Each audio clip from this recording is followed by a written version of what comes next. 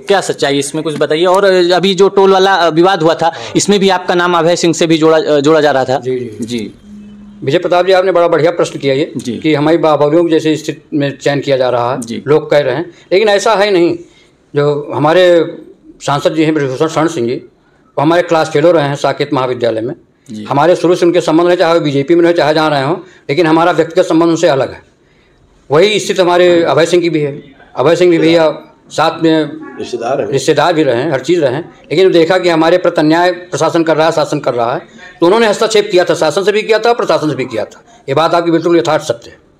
और आपका घर भी शायद सांसद जी के बगल में ही है। जी जी, जो पड़ोसी भी है। मालूम हुआ विजय प्रताप जी, हमारा घर भी उनके पास, चूंकि हम जाते रहते हैं। अच्छा तो हाँ, ये बात सही। ये लखनऊ में लक्ष्मणपुरी है, इंदिरानगर के एक भाग है, तो पड़ोसी भी। हाँ, तो हमारे बैक साइड में रहते हैं, हम इधर उत्तर साइड रहते हैं, उधर दक्षिण साइड में, दोनों लोग घर मिला हुआ। हमारी भी मदद किए थे दोनों लोग।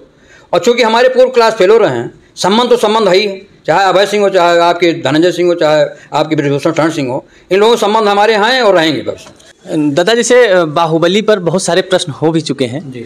और ऐसे में एक प्रश्न और आपसे पूछना चाहता हूँ। बताइए विजय प्रताप। जितने बाहुबली भिटरिया से गुजरते हैं जी, तो ऐसा क्या है दिनेश सिंह जी में कि इन्हीं के पास आके रुकते हैं, चाहे वो राजा भैया हों, ब्रजभूषण सिंह हो, अभय सिंह हो, तो ऐसा क्या है? आपस की मित्रता है, अगर निकलेंगे समय है। राजा भैया भी आपके पास आते रहते हैं, उपचुनाव में आए जी, उपचुनाव में भी आए थे, और एक बार अभी 1 साल पहले भी इधर से निकले थे, राजीव कुमार की अंत्येष्टि में गए थे, मुलाकात हुई, आपके पास वो रुके थे। हम यही गेट के सामने रुके थे, अभिवादन हुआ था। ऐसा क्या है कि सारे बाहुबली आपके पास? नहीं, बाहुबली नहीं, बाहुबली की संख्या हटा दीजिए, बाहुबली वो लोग नहीं है जी, क्योंकि क्षत्रिय समाज में है, यूनिट देख रहे हैं, अच्छा विचार है, दोनों लोग एक दूसरे से मिलने घुल मिल के रहते होते हैं। जब भी निकलते हैं हम भी उधर जाते, कभी कभी उनके पास बैठते हैं, उठते हैं, हर चीज़ हो, लेकिन प्रचार प्रसार हम लोग नहीं करते आपस में, क्या है, लेकिन एक दूसरे की भावना को तो आदर करते हैं। दादा, एक सवाल और है। जब आप बसपा में थे, मायावती जी की पार्टी में, उस समय आपके ताल्लुकात बहुत अच्छे थे पार्टी के लोगों से जी। तो ऐसे में आपने बसपा क्यों छोड़ दी थी? क्योंकि आपको मायावती जी भी जानती थी, आप उनके साथ में मंच शेयर भी किए थे, तो ऐसे में आप बसपा नहीं, बसपा जो पहली मायावती जी की जो पहली नीतियां थी जी, जो अडिग नीतियां थी, जिसपे मिशन चल रहा था बहुजन समाज पार्टी का, और मिशन से अलग हो गई थोड़ा, तो आत्मा को कष्ट हुआ कि सवर्ण जात उनके साथ थी, उसके बाद उसी के खिलाफ आवाज़ बुलंद कर रहे हैं, गलत लोगों को टिकट दे रहे हैं।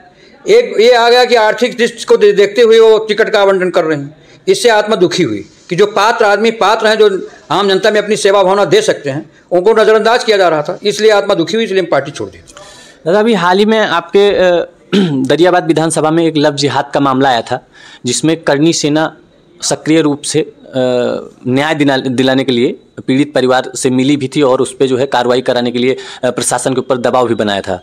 तो आपके संज्ञान में है मामला? आप नहीं, सुनाई तो पड़ा था, विशेष तौर से संज्ञान में तो नहीं बात आई, लेकिन जो मीडिया में प्रकाश में बात आई थी, पेपर में निकला भी था, तो लव जिहाद का जो मामला है तो सही मामला, तो सही जो स्थानीय प्रशासन जो कार्रवाई थी उसका हम लोग स्वागत करते हैं, लेकिन कहीं न कहीं थोड़ी बहुत त्रुटि रह जाती है।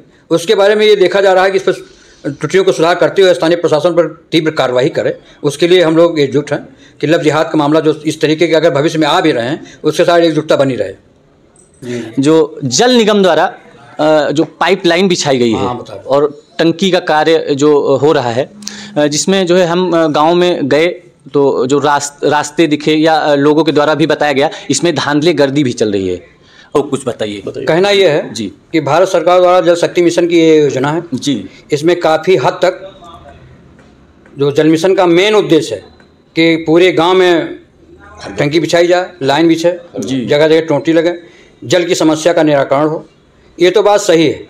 लेकिन जो देखा गया आम जो इसमें भ्रष्टाचार हुआ है, जिस मानक के उद्देश्य के साथ पाइपलाइन बिछनी चाहिए थी, वो कहीं भी पूरे उत्तर प्रदेश, मैं अपने ब्लॉक की बात करता हूँ, इसी के साथ साथ पूरे उत्तर प्रदेश की बात करता हूँ, कहीं भी मानक के अनुरूप पाइपलाइन नहीं बिछी।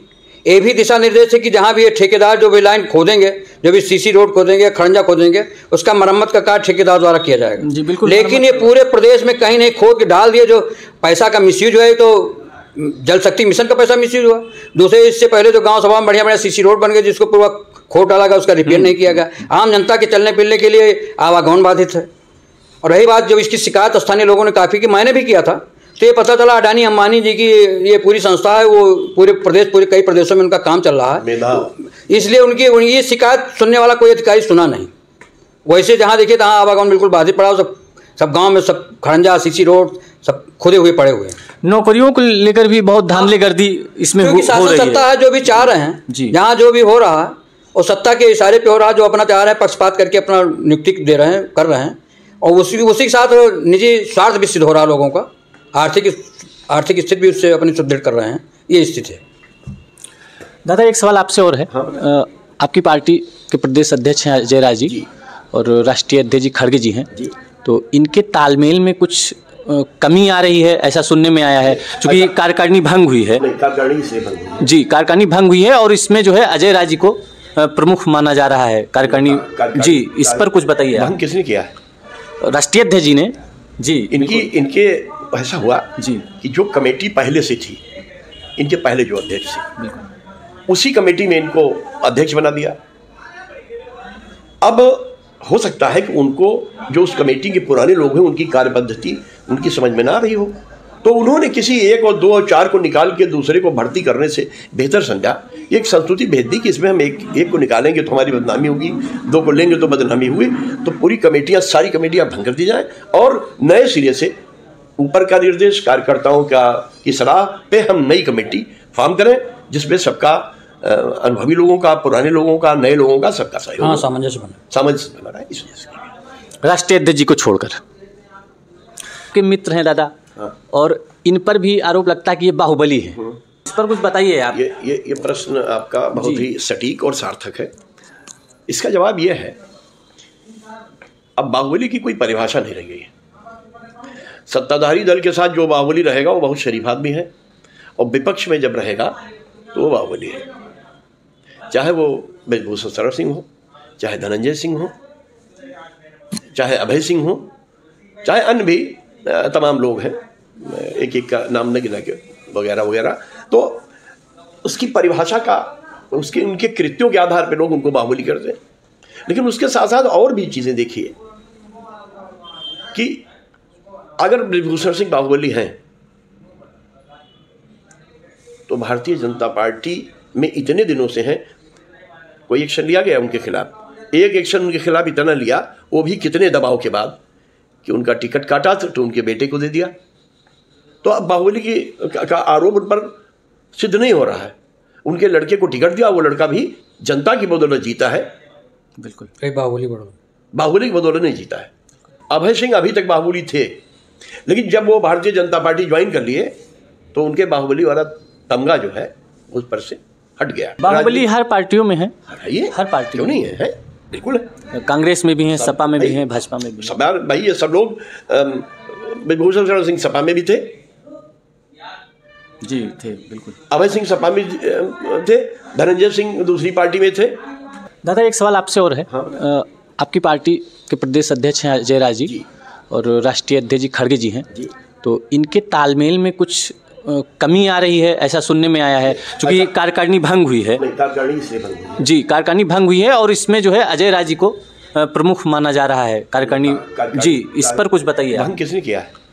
राष्ट्रीय अध्यक्ष जी ने जी। इनके ऐसा हुआ जी कि जो कमेटी पहले से थी, इनके पहले जो अध्यक्ष थे उसी कमेटी में इनको अध्यक्ष बना दिया।